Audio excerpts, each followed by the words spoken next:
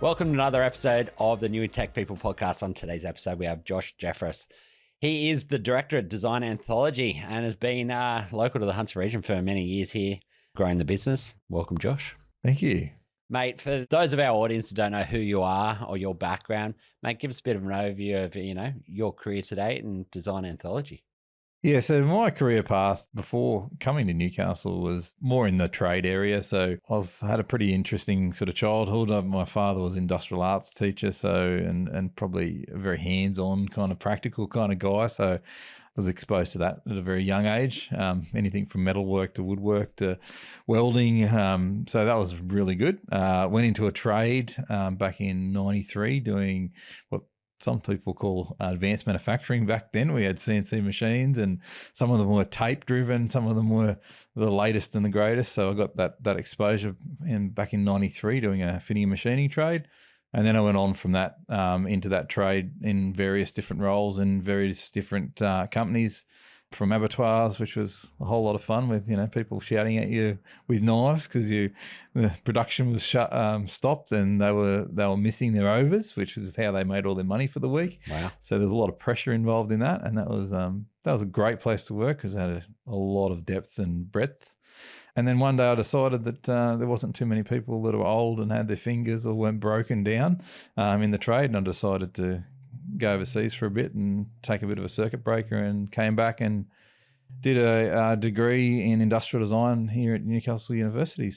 But that was even interesting because I didn't have my HSC, so they knocked me back. I just set some exams to get in, did pretty well, but they knocked me back because I didn't have HSC, so I actually paid to get in. Yeah, for the first year. I kind of found a bit of a backdoor approach and got a HD distinction, and then they had to give me a position, which was an interesting kind of path. But that's probably one of the things that my trade has taught me, is how to kind of work around a problem and find a solution that's not always obvious. So, mate, I like this, and I traditionally dig into this a little bit later in the conversation anyway. But you brought it up, education. You're in quite an interesting space where you deal with people. Obviously, the trade angle, is it like the tech angle, design angle in there, and I think with all those careers, there's multiple angles for people to try to grow their careers.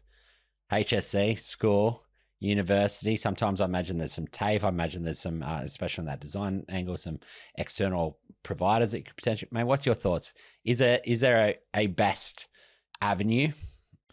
Oh, look, it's probably an open-ended question. I mean, this is obviously my opinion, but I think if you're in a tech-focused area, so something that you're actually delivering tangible outcomes, it's not academic, I really believe that you should have something to complement your degree. That's whether it's working at McDonald's and learning customer service, whether it's having a trade. A lot of the advice we give people is think about what's complementary, because there will be a point in time where you'll probably change multiple times, and having two things is always better than one, and having them complementary is really, really important. So marketing and design is really good. Manufacturing and design is really good. And I think that's not just design, but that's engineering, it's software, because all these things, they're tangible. People are going to use them at the end of the day, and you've got to have that understanding of how to tease out from, the users what they actually want, because otherwise you're just designing in a little silo. Do you know what I mean? So, yeah, look, degrees are good. I would say that what I'd like to see more in degrees is more practical elements of that, and actually teaching people to actually build things and letting them learn some of the lessons at university, rather than putting that onto an employer, because I mean, running a business is very tight in this environment, and I think that's really should be the role of a university, not an employer to teach, essentially. Yeah, as you said, like margins are obviously getting smaller, and cost of goods are going through the roof, and all the rest of it. So those challenges with taking on grads and any mistakes in that learning curve, if you can accelerate that learning curve, you're obviously going to be in a much better position. Yeah, for sure. And I think one of the biggest mistakes is people can look at the academic record, because that's important. But what we've found more important running a business over the last 15 years is reliability, responsibility, willingness to push, oneself, people that just love learning are really good employees that show up, that can communicate. They're sort of like soft skills, but they're actually more important in some regards than the degree, because it's actually really hard to teach those soft skills if you don't already have them. Yeah. So that's what I'd say, like, if people are listening to this, is that yes, the degree is important, but so are all those other aspects.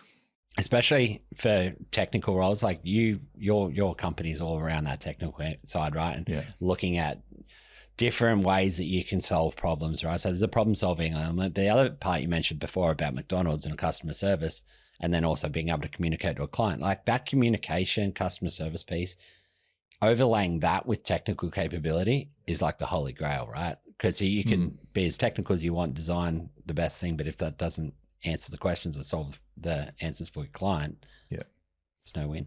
Customer service and like sales and marketing, customer service is really core to every business, whether you like it or not. I think having that ability to actually understand your customers' needs, their customers' needs, is really important. And I think the thing is that communication is really, really important, because people get nervous. Like when they come to us, like it's a relationship. It's kind of like a marriage, do you know what I mean? Like they're taking a risk, and you've got to communicate frequently, even if it's bad. And that's some of the advice that the guy that helped start the business, or it was not start the business, but he was there at the beginning, Doug Hillman. His key point was communicate. Even if it's bad, communicate early. And often, because it gives people a sense of ease. Yeah. As soon as someone gets nervous, the relationship starts breaking down, innovation goes in the bin, it all goes pear-shaped, So at the end of the day, you're working with people. Yeah. No, there's a people element to the technology, right? And that's what I think that's becoming more and more to the forefront. AI, machine learning, the improvements in all the different technologies that you work with as well. Yeah. They're continuing to improve and take more and more of, a traditional technical role away, where that people element or problem solving element will really become the differentiator, right? Yeah. I like it. Mate, the reason I was keen to have you on the podcast today as well, the more I found out about your business, the more excited I was, and I started to understand some of the cool projects and some of the things that are happening in the Hunter and the things that you guys are working on that I didn't know, and I'm sure a bunch of our listeners would know as well. So for those of our listeners who don't know who Design Anthology are, who is Design Anthology and what do you do? Yeah, so Design Anthology, we're essentially a product design company. That's our core kind of capability, but we do a lot of things outside of that. When we started 15 years ago, there really wasn't a lot of support for startups, and we really identified pretty early that having a good idea and having someone turn that idea into something physical, which is really the role of a product designer, is only a small part of the journey. And for us, we started from nothing. We've bootstrapped everything. We've kind of investigated and built websites and built our marketing campaign ourselves. We've actually actively gone out there and found all the different touch points or all the different steps and worked out kind of how to navigate that. So we sort of share that with our customers as well. So, but back to the point is, like, people come to us with an idea. We help to flesh that out. We help them to create a strategy on how they'd go to market. And we actually then obviously design the actual product. We design it for mass manufacture predominantly. But yeah, there's lots of aspects, and it's across all different verticals and all different industries, from mining to medical to military. We've done ultralight aircrafts, we've done mahogany speedboats, we've done tiny little medical products. It's really, really diverse, and we've had to be like that. That was part of who we had to be when we started in the Hunter, because there was no one like us, and we had to take what was available. But 15 years later, it's a different ball game, and I've definitely seen that progression in the Hunter, and there's more support for people like I2N, and there's some really good programs running, helping people to fill out those gaps, I suppose. So you work with anyone from a startup with an idea through to a large corporate that wants to innovate or create something new? Yeah, for sure. Yeah. Look, we've worked with, last year alone, we developed 37 new projects or products, which is probably definition of insanity, I would say. But and they were across corporate through to startups. So medical, there's a lot of products in like assisting people with disability, which was really interesting, a different sort of space that we're working in. But at the end of the day, our process is the same, and we just apply it to a different kind of area. And having that breadth has been really good, because lots of times people try to reinvent the wheel and it's already actually been invented over here. And we kind of, because we're exposed to that, we can kind of bring a lot of value by cross-pollination. And, you know, we're very pragmatic, didn't we? And we'll say to people, no, don't do that, or that's already done over here. So let's, you know, save a lot of money and time and not do that, reinventing the wheel. Let's just get cracking. So, yeah. No, I love the angle of taking a learning in one vertical that potentially hasn't been applied to another vertical or another industry, and of taking those learnings and applying it somewhere else. Because a lot of people talk about innovation, and a lot of people, you know, you think you have to create something from scratch. And I'm sure there is part of that you guys do. Yeah. But part of it also is just, you know, looking at a problem slightly differently, or taking some learnings from somewhere else and applying it to a different problem. Yeah, for sure. And I think you can save a lot. Like we because I come from manufacturing, you can save people a lot of money. Do you know what I mean? Like, that's probably one of the things that when we started our business, yes, the aesthetics are important, because I mean, industrial designers get criticized for, you know, making things pretty but expensive, you know, and that's not the way that we built this business. Our business is opposite to that. We make sure it works. We make sure it's optimized first of all, then we make it pretty and all the other things. Yeah, which is still very, very important, because they'll pick a product based on its looks. Yeah. So it's not to be undervalued. It's just the way that we go about it is actually putting the business first and making return on the investment first, rather than making it pretty first. If that makes kind of sense. So. Is there a project you over the past 12, 24 months that you've worked on that you're really excited about, or that you'd love to share? Like, yeah, I've seen some of the things, and you've given me some insights into some things you've worked on, and it blows my mind that these type of things are, you know, coming up with these ideas and bringing it to fruition here in the Hunter. I just don't think Newcastle always does a great job of, you know, sharing our own stories or tooting our own horn. So, mate, I'd love to hear any of the shows or products that you'd like to share. I couldn't agree more. I think the Hunter needs to promote itself more.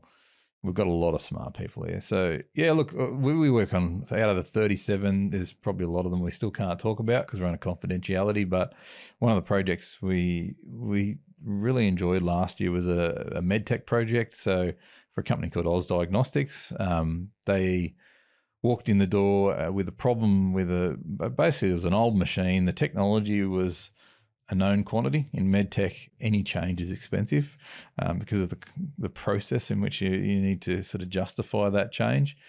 And they came to us and said, look, we know this is a great product, but the value prop and the look doesn't align. So we got involved. We had to prove ourselves. We're a new kid on the block in that sort of area.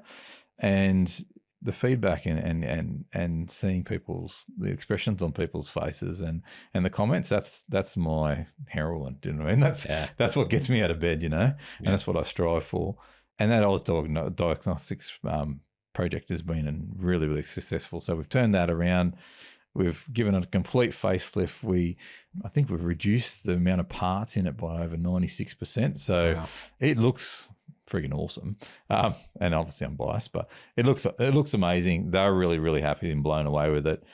We put strategies in there so that they could actually white label it, so they could actually extend their product range just by changing one part. So that's all part of that strategy. And I think that's probably the exciting people is part of it is you're working with these like amazing people that, you know, highly skilled. And I suppose from my perspective, maybe I'm, you know, a bit of the imposter syndrome is you're bringing value that they can actually see and it's tangible and they get excited about. And so that was really good. So we basically went through the process of designing. Well, they actually wanted 3 different concepts, which is actually harder than you'd think.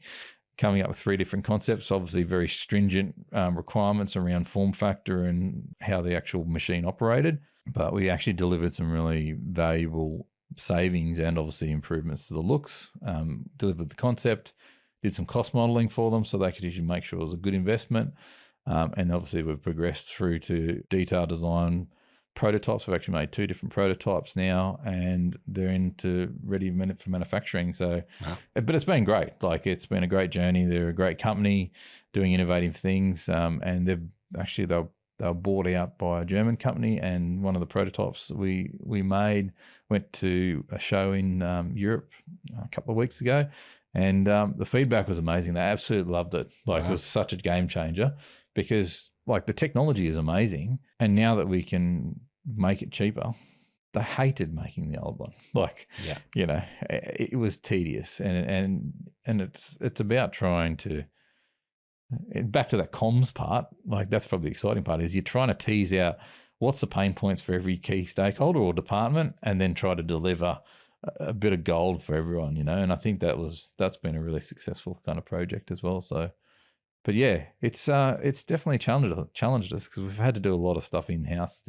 for that prototype. So heat forming acrylic, and there's things that we probably didn't have the expertise in, but we had to kind of upskill in a week, you know. So it's, I don't know, at the end of the day, I've probably my key thing is I love to learn new skills, and I want to be good at everything. And same with this team, and yeah, this business gives us an opportunity to do that. So. Yeah, no, mate, you mentioned a couple of things there. You mentioned innovation. You mentioned that quite a few times, and then that learning piece as well. Yeah, there's part of it for you as the individual, obviously as the principal, but also for your team. You can't be the only one learning, innovating, right? Let's start with what you look for in somebody to join your team from that innovation or consistent learning.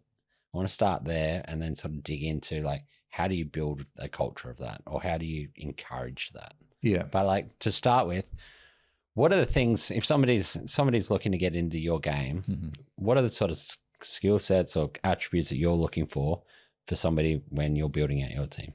One of the things we look at is actually what they do in their own time. Yeah, right. What's your hobbies? We ask that. It's a bit of a leading question, because it actually gives us some insight into what your passions are. And I suppose, like, my job as the director is really to bring people into the business that are passionate about a certain skill or a certain discipline that we need. So if you can get someone in the business that loves what they do, and they do that in the business and out of the business, it's a win-win situation. So my recommendation is, for people that are trying to get into this industry, is have a passion, have a skill set that you're building out on the side that is complementary. So that could be, I mean, we've got Jess, who's an amazing comms, like the comms she writes is just phenomenal. Do you know what I mean? Like, yeah. We've got Nat, who's got the whole different background. Toby, that even though he hasn't got a degree, he started mechatronics, but he's just a learner, and he's a doer, and he's a goer. And I think, looking from the outside in, you're really looking for traits. What's your hobbies? Are you consistent? Are you passionate? Humble is another thing that we look for, is, you know, can you own a mistake?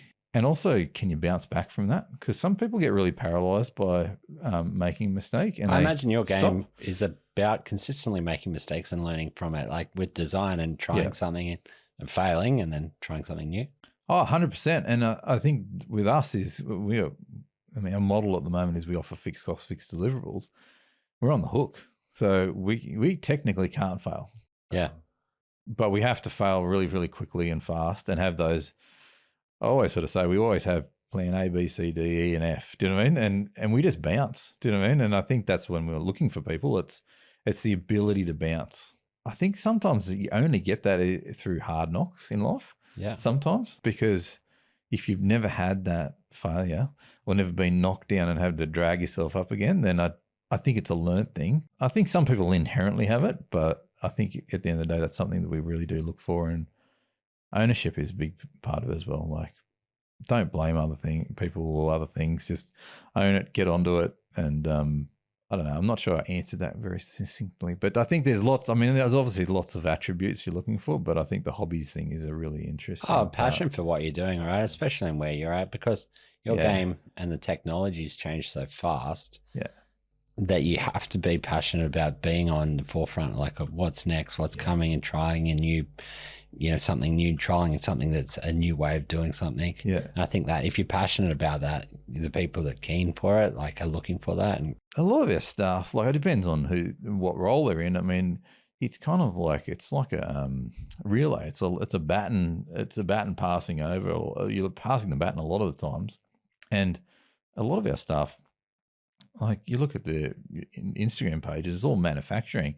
They're just looking for the tricks, you know, and like, and all of our staff are always just continually looking to be the best in their game. And I think providing them time and space is a really important part of that. All right, that sort of leads into that second part, right? How are you helping foster that culture of innovation? How are you helping them continue to grow? Obviously, they've got to have that innate internal drive for it, but how are you fostering that culture? To foster innovation in a company like ours, it's essentially like it's balancing on a knife edge, because you're balancing all the expectations of your customers and delivering good quality outcomes, and then you're also balancing developing and building your staff out whilst not burning them out. So it's definitely something I haven't perfected, but I think one of the things we have learnt, this is Amy's and my business partner and wife, and we've been sort of fleshing this out for a long time now. But I think one of the things you have to do is you have to remove the roadblocks first and foremost, because if you have too many roadblocks or too much confusion, then there's no space for innovation. So I think removing the roadblocks, number one. Giving people space. I think you need to push people. You need to know when to stop, but you also need to push them, because being innovative is actually scary because you're doing things you've never done before. Now, I probably got comfortable with it, and sometimes I probably undervalue how actually frightening it is. But like the last few weeks with a workshop leader who's an amazing individual, I've been thrown in the deep end, and I had a bit of that fear come back in. Yeah. Can I do this? You know, like, yes, I know I could do it 20 years ago, but can I do it now? You know, and it's good to challenge yourself though, right? If you're going to challenge all your staff, it's got to challenge it. Lead from the top. Yeah. I think also innovation, you need to have that. You have to have the right environment, and you have to have the right type of leadership. Like, I don't actually ask people to do anything that I wouldn't do myself. Yeah. And do I know all the answers? No, but there's a process. And I think that's trying to keep people in line when you have a crisis and you hit a brick wall. It's like, it's okay. We've got a thing called YouTube. We've got great partners that we can actually ring up and say, hey, look, we're stuck here. How do we work this? How do we work around this? And I think that's the other thing that we've done is we've actually, for our staff, is we have a very small team, and we definitely hit way above our weight. But the way that we've done that is we've actually got a really good ecosystem around our business as well. So for Toby, like, his skill sets in, mechatronics only go so far. So we've got an amazing company that we would do a lot of work with and co-inhabit. We call it Evo Technologies, and we share information. We've got other partners that can come in and fill a gap. So at the end of the day, you don't want to leave someone out on a limb, so you've got to support them. So, yeah, that's probably a little bit long-winded, but yeah, I think the key things are roadblocks, support, and you've got to push them, and you got to give them some space. Yeah. So, yeah, I like it, mate. No, I think those three things. Whilst it's a longer answer, I think those three things are pretty nice and simple and easy for other people to implement as well. Yeah. You just dug into the partners part. I think a lot of people in smaller business as well, I completely agree. You bat way above your average, and your size for, the size team, the output that you get for your size team is incredible. But you're doing it because you partner with other people, other companies. How have you fostered that? Because I think there's a mentality out there in small business as well. Especially starting out, you want to own everything. You've got to be everything and be all encompassing yourself, and leaning on other people or sharing or partnering is sort of frowned upon sometimes, and definitely from an ego perspective. How have you gone about fostering those relationships? Because I think it's one of the keys to your success, but also it's a challenge for small businesses and entrepreneurs in general, I think, struggle with. Yeah, I think it's definitely been, it's like the holy grail, really. And we've been pretty fortunate. I don't know whether it's just purely by chance, but we've been really fortunate in the partners that we've established. I mean, it's not been by accident. We've been intentional. Like, ethics is a really important part of our business. Do you know what I mean? Like, the way in which we conduct ourselves is really important. So essentially we've picked people that have very similar ethics, and probably that's first and foremost, is that they're not there to gouge people or, do the wrong thing by people. They're actually there to set people up for success. That's probably one of our first kind of key indicators of a good partnership, trying to tease that out to make sure that there's an alignment there. And I think then obviously it comes down to technical know-how and ability to actually execute and deliver. So because of our model, we need partners that understand that delays we don't get paid for.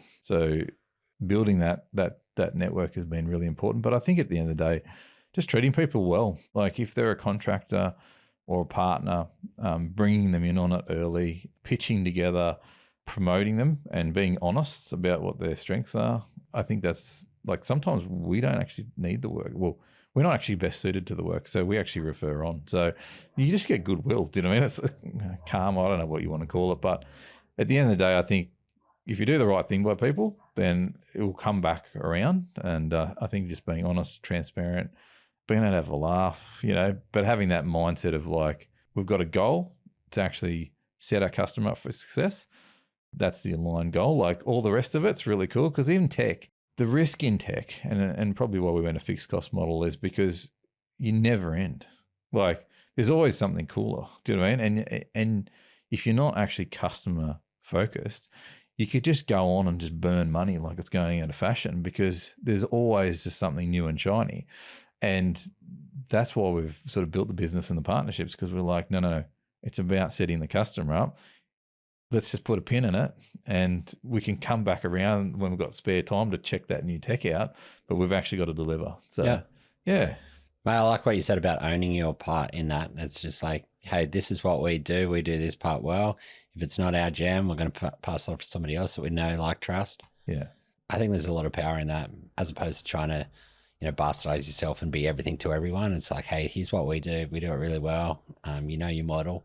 And if it's outside of that, walking away from it. Yeah, and I think to your point before too, with startups, and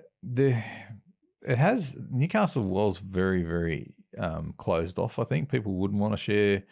They didn't want to share information. I don't know what it was, but we've definitely seen a change in the 15 years for the better. And I think even with a startup, I think the reality of it is, you got to remember that time to market is so important, right? Like, you've only got a certain amount of time and a certain amount of cash to get your product to a point where it's actually returning on the investment. Otherwise, you're a charity and going out of business. Like, so when you change your mindset about less about the idea and less about your baby and more about actually executing it, then it changes the way you approach partnerships too, because people sense whether you're there just to take all their ideas and run, or whether you're actually there for a long-term relationship. Do you know what I mean? So, and mate, the other part you mentioned there as well, that commercial aspect to it, I think, especially in the startup world, there's thousands of really, sexy, well-written apps in the app store that no one's ever looked at, because they're not built for a market, or they don't understand who they're built for, the customer. I'm sure there's thousands of products out there that look great, work well, but again, isn't solving that, that commercial outcome or what somebody's actually looking for. So looking at that startup angle, not just about, this looks cool, or it would be great, but what's the commerciality around that?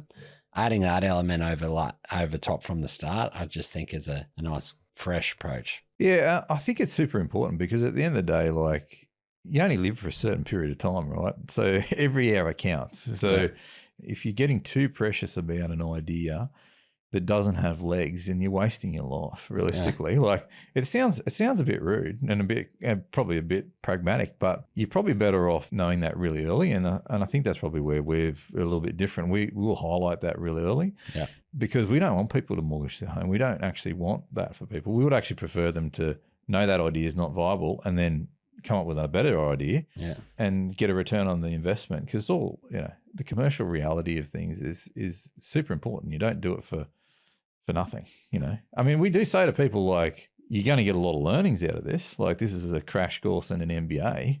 But the other thing is as well, it's like the product's one thing, but marketing, advertising, all those sorts of things, you can't be everything. And I think the sooner you realize that, and the sooner you get cracking and get good people around you that can actually help you to actually communicate the key benefits to the market, the better off you're going to be. Yeah, I like it.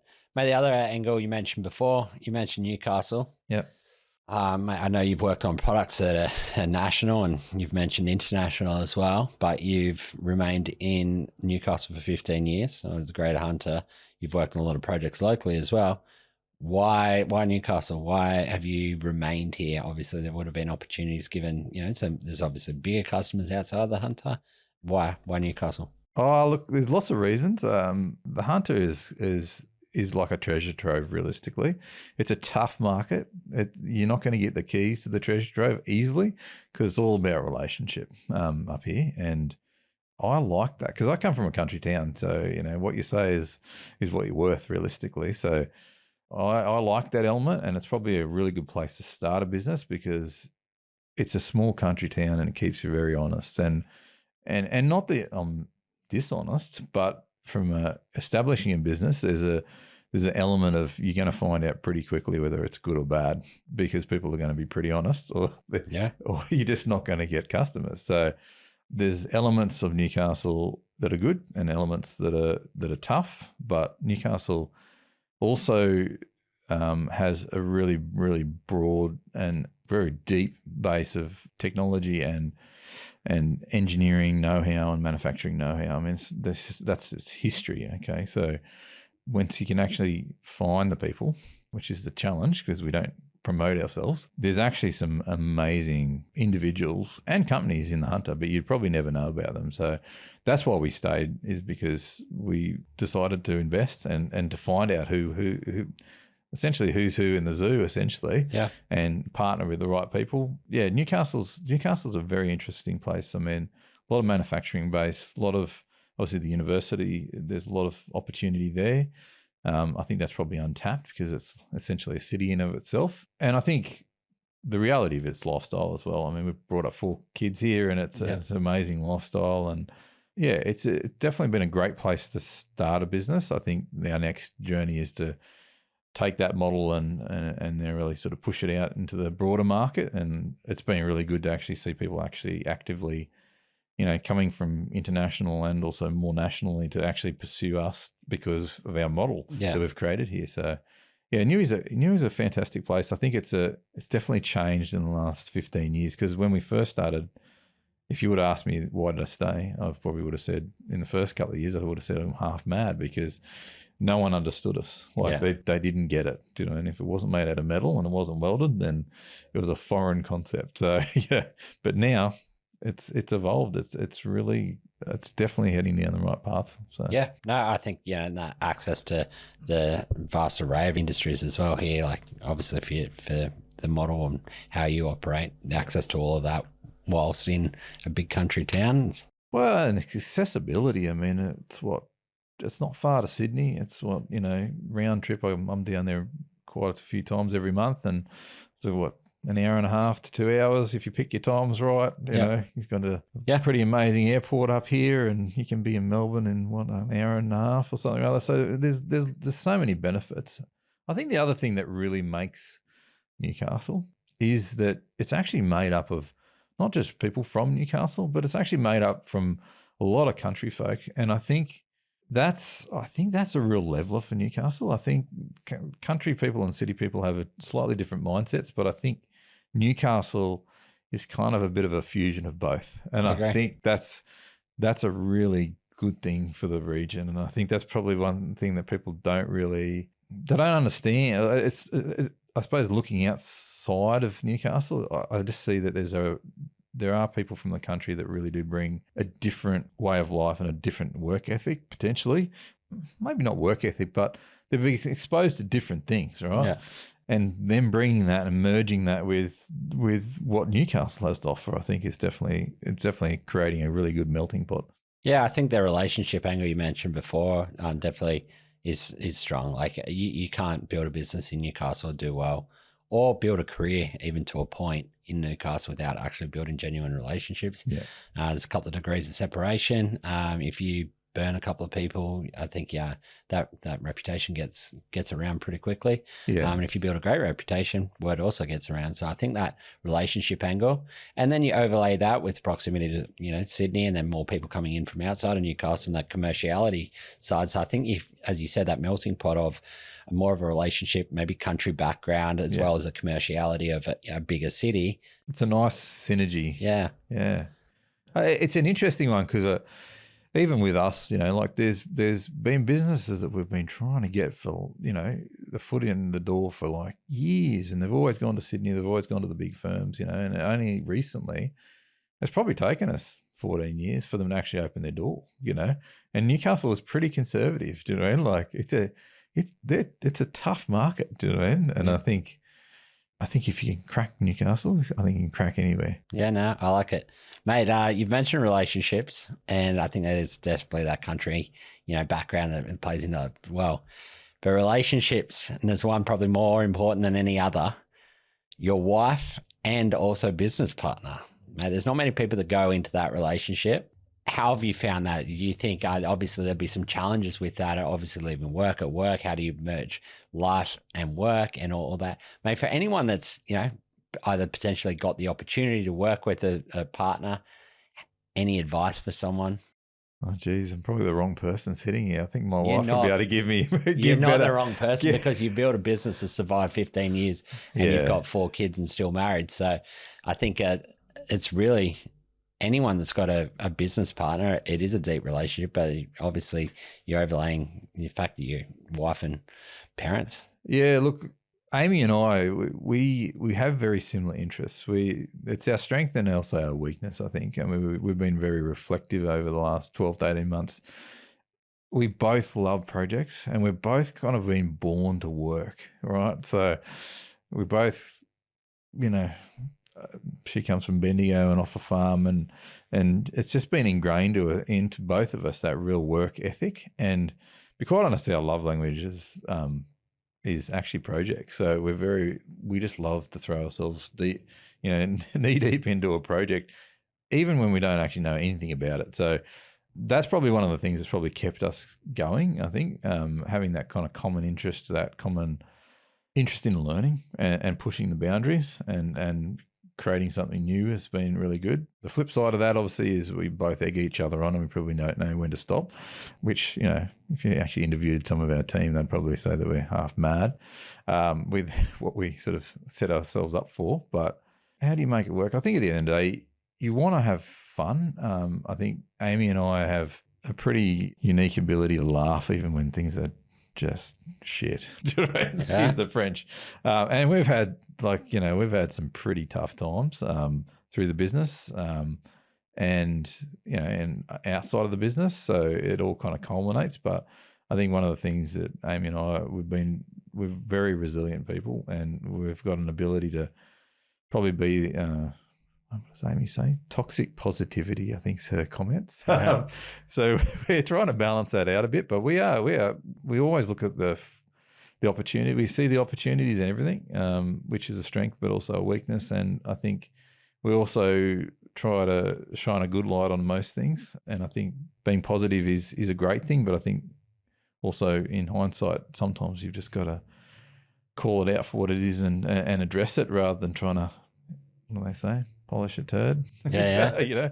So, I think it's been a challenge. I mean, me and Amy, we just enjoy each other's company at the end of the day. Like, she's my best friend and she's an amazing woman. And I think, excuse me, getting a bit emotional, but, I love it. I think. Inspirational, to be quite honest. So, I've seen her just back it up like no one else. You know what I mean? Like having 4 kids. I mean, our first son, he first child, he didn't sleep for 18 months, and he had a sleep condition, which meant that he slept for like maximum 4 hours a day, and that was including day sleep. So, starting a business and having that going on, and my wife's just an absolute saint. I don't know how she did it, but yeah, just inspirational and she really brings a lot of strategic kind of insights and input. So at the end of the day, we like it, we enjoy it. It's been tough, but I think at the end of the day, I think being very honest with each other. And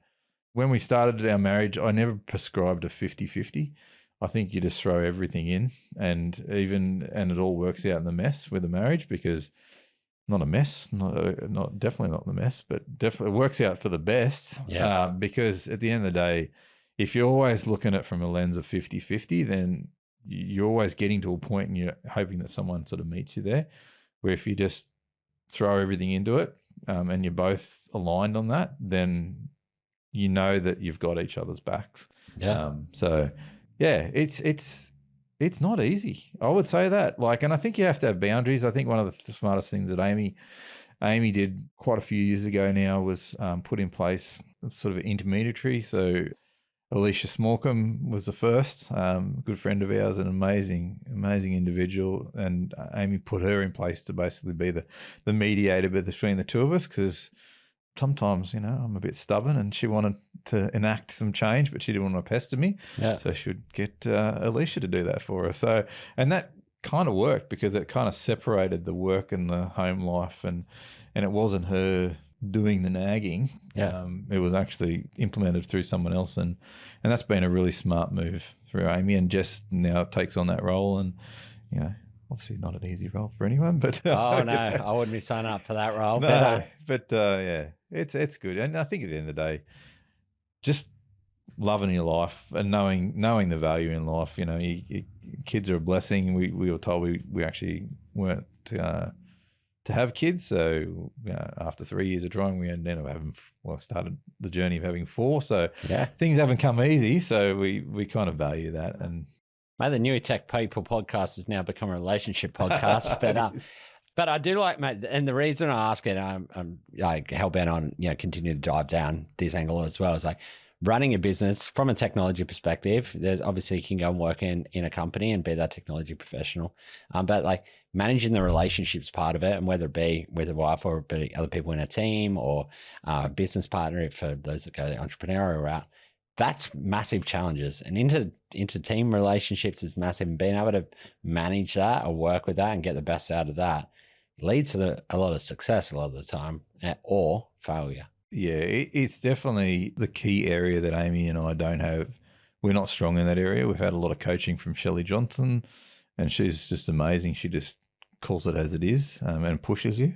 Mate, you're not the first person. Won't be the last person that speaks positively around Shelley. She's a legend. She's a legend, and one of the things I really like about Shelley is she'll call you on it. Do you know what I mean? And it comes back to that innovation. You never grow through an innovation kind of lens if you don't get pushed. And Shelley would be like, Josh, stop bitching about it. Go and do something about it. Yeah. You got today. And I'll be like, oh, crap. So having good people around you is important. I think that's a whole skill set that a lot of us are ill-equipped to actually deal with, because people are complex. And when you run a business, and especially when you treat people like family, it's complex and it's hard, and sometimes you get it right and sometimes you get it wrong. And I think the only thing you can do is learn from it. So yeah, partnerships, I think, like for entrepreneurs, I think partnerships are I would say that's probably from what we've seen looking outside in, it's probably the thing that destroys businesses the most, because partnerships are hard, because situations change, like I was saying to one of my staff members the other day, is like, this is the best job that I have, it's my ultimate job. And I was like, yes, it is right now. Yeah. But when you've got kids and you've got a wife and your focus changed, and it might actually be a worse nightmare. So, and I think being transparent is a good part of that, and accepting that things change and people move on, and that's actually a healthy thing. Yeah, and partnerships in general, I guess, especially in the startup world as well. Again, people in a startup can feel quite siloed. I've got to do it all myself. It's got to be my idea. I've got to write the code. I've got to build the product. I. Whereas the partnerships, people that do partnerships well, whether it be a business partner or whether it be an external company or an agency that you work with, do that part well, can be the difference between making it and not. Oh, for sure. Partner, it's all about relationship. Like the reality of, I think the reality of life is if you talk product sense, it's all about relationships. It's all about advertising. The product is a tool essentially to build businesses. So if you don't have good relationship and if you don't have good advertising and copy and marketing, it just doesn't work. Yeah. So yeah. Mate, the one part I think I've probably taken out of this interview more than anything is the actual passion for doing what you're doing. And you mentioned passion with you and your wife. You mentioned passion about actually doing something you're enjoying. You mentioned it when you're talking about your employees and having a passion about what they're doing. For somebody that it's earlier on in their career, that doesn't understand what they want to do yet, they just haven't been exposed or don't have that, I know exactly where I want to be 5 years time, 10 years time, career-wise. Any advice for someone, that's either going into university or coming out of university and done a broad degree? Hey, I've got these skills. I don't know exactly where I want to go.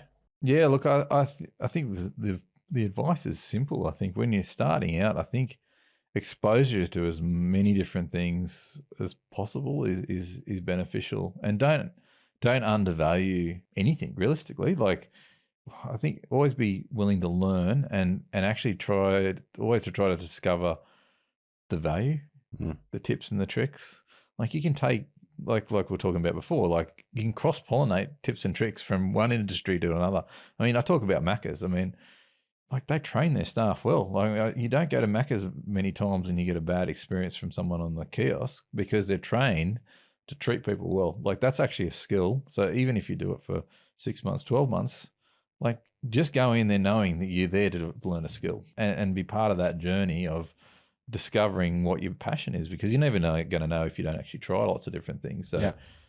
when you're at uni, I think the other thing too is just get out there and push yourself and do different things. I mean, university is a great experience. I mean, I loved going to university, and one of the things that I did was I asked what the opportunities were. You've got to ask. You're never going to get anywhere if you don't ask. I think when you're young and when you're at university, there's a fear of asking. But I tell you what, generally speaking, you'll get a pretty good response if you ask. Yeah. If you show that you're interested, people will actually share with you. They'll actually give you secrets. They'll share 30 years worth of experience with you if you rock up with the right attitude. So having those conversations, getting out there, going to the networking events, even if you're not qualified, it doesn't matter. People will see you. People will see that interest. They will foster you, and they'll also probably help you they'll probably see something in that you don't even see yourself. So I think it's exposure and being open and just having a crack, I think, is the key part. I like it. That's nice advice to finish on, I think. Yeah. I appreciate you sharing your wisdom today and everything that's going on in the story of Design Anthology. Thanks very much. Thanks for having me. It was a real pleasure.